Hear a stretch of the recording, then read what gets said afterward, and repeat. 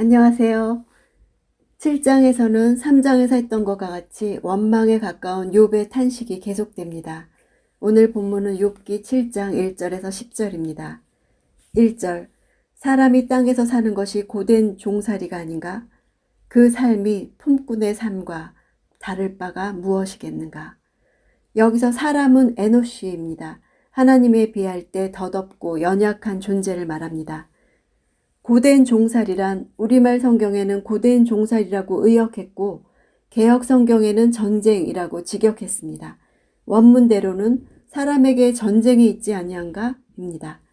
하나님에 비할 때 연약하고 초라한 인간에게 고통스러운 전쟁이 항상 가까이 있다는 사실, 인생이 그만큼 고달프고 힘겨운 종살이 같다고 표현했습니다. 즉 자신의 고통스러운 현실이 마치 전쟁터 같고 강제로 당하는 것 같음을 표현한 것입니다. 품꾼은 당시 사회에서 고아와 과부와 더불어서 사회의 최하층민에 속했습니다. 품꾼들은 그날 벌어 그날을 살아가는 사람들이었습니다. 이들은 자기 권리를 주장할 수조차 없는 상태에 있었습니다. 매일 목숨을 연명하기 위해서 고된 일을 쉼없이 감당하면서도 무력해서 자기 권리조차 주장하지 못하는 품꾼의 형편과 마찬가지로 인생이 고난과 불안으로 쌓여 있음을 토로하는 것입니다. 2절, 종이 땅거미 지기를 간절히 기다리는 것 같이, 품꾼이 하루 품삯을 애타게 기다리는 것 같이, 노동의 시간이 끝나기를 소망하는 종과 품꾼을 대조한 것은 원어로 종은 케베드, 품꾼은 케사키르, 이렇게 서로 운율적인 조화를 이루기 때문입니다. 3절, 나도 몇 달 동안 허무한 일을 당하고 비참한 밤이 나를 위해 정해졌다네. 1, 2절에서 일반적인 인간의 차원을 이야기하다가 자신의 이야기로 옮겨지죠.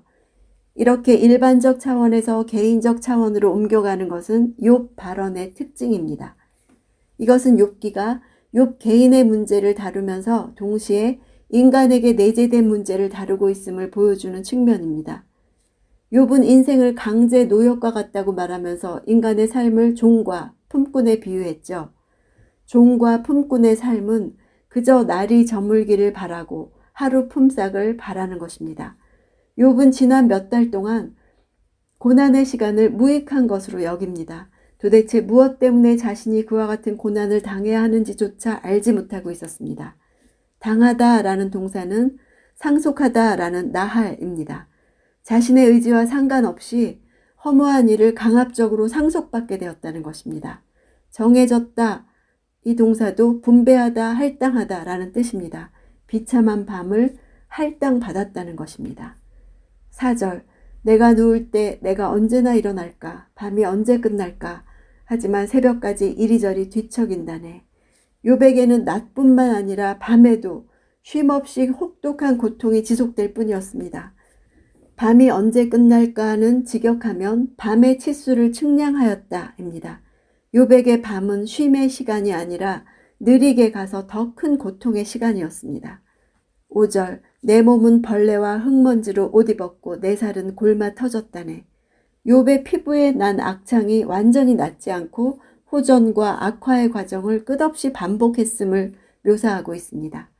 6절, 내 인생이 배틀의 북보다 빠르게 지나가니 소망도 없이 끝나고 마나 보네. 조금 있으면 옷감이 다 짜이고 자신의 삶은 끝날 것입니다. 남은 여생이 아무런 유익을 얻지 못한 지난 몇 달간처럼 소망 없이 끝날 것임을 예견하는 표현이죠. 히브리어로 소망은 티크바, 배틀의 실하고 어원이 같습니다. 소망이 사라지면 삶이 끝나듯이 그의 삶은 생명의 실이 잘려나가서 종말을 맞이하게 될 것입니다. 7절, 내 인생이 바람임을 기억해 주십시오. 내 눈이 다시는 좋은 것을 보지 못할 것 같습니다. 이제까지 친구들을 향하던 말이 여기서 하나님께 대한 기도로 바뀝니다. 욥의 시각이 전환되었음을 보여줍니다.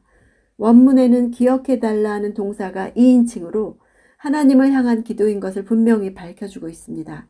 좋은 것은 토부입니다. 자기 인생에 더 이상 토부의 가능성이 전혀 없는 것 같은 상황에서 자기를 기억해달라는 기도입니다. 8절에서 10절, 지금 나를 보는 눈이 더는 나를 못 보고 주의 눈이 나를 찾아도 내가 더는 존재하지 않을 것입니다. 구름이 사라져 없어지듯이 무덤으로 내려가는 자는 돌아오지 않는 법입니다. 그가 다시는 자기 집에 돌아오지 못하고 그가 있던 자리도 더는 그를 알지 못할 것입니다. 이것은 정말 자신의 죽음을 소원하는 말이 아닙니다. 지금의 현실을 설명할 수 있는 하나님을 바라는 것입니다.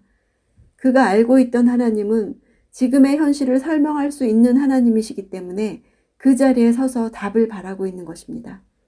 친구들이 말하는 것으로는 답이 되지 않기 때문에 하나님을 향해서 기도하는 것입니다. 하나님이 욥에게 어떤 분이 되셨나요?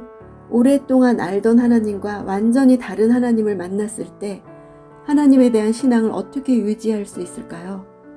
흠이 없고 정직하게 하나님을 경외하면서 모든 악에서 떠나면 하나님의 인정을 받을 줄 알았습니다. 그동안 나는 거짓된 삶을 살아왔는가?